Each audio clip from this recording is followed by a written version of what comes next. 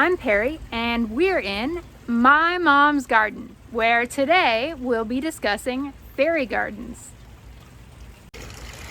You don't have to have a designated spot in your garden to have a fairy garden. You can add little touches throughout your garden to hint at the presence of fairies. I do this in my own backyard and garden, even though my garden does in fact have its very own fairy garden.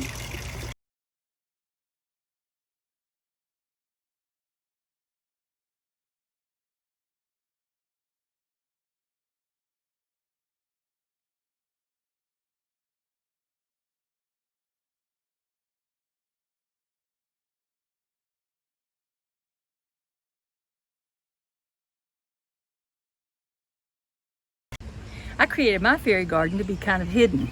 Come on, I'll show you. This gives it a whimsical element that fits its subjects. When you're planning your own fairy garden, you want to give some thought to location. Where would fairies most likely congregate in your garden? Under shrubs or trees, tucked in a corner?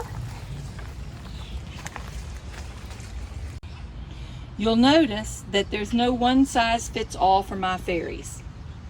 Fairies come in all sizes. If you reflect this in your own planning, it will open up more opportunities for decorating. You might even say my fairy garden has its very own fairy garden. You can buy miniature plants specific for fairy gardens. These tend to be a little expensive, so I just choose smaller shrubs, then trim and shape them into small trees.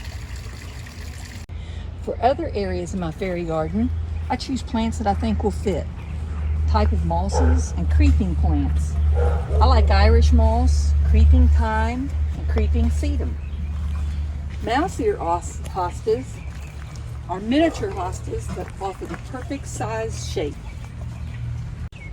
I place stumps throughout, so some of them have doors for fairies or perches for gnomes. Old windows and mirrors reflect light, distort the space in a magical, mysterious way befitting fairies.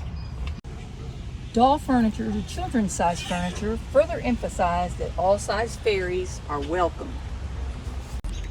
My favorite thing about having a fairy garden is sharing it with my grandchildren. I love watching them look through the fairy garden to see if they can find any fairies or if any of my fairies have moved. Hey Jeevan, What? have you ever seen a fairy in Grandma's garden? Yeah.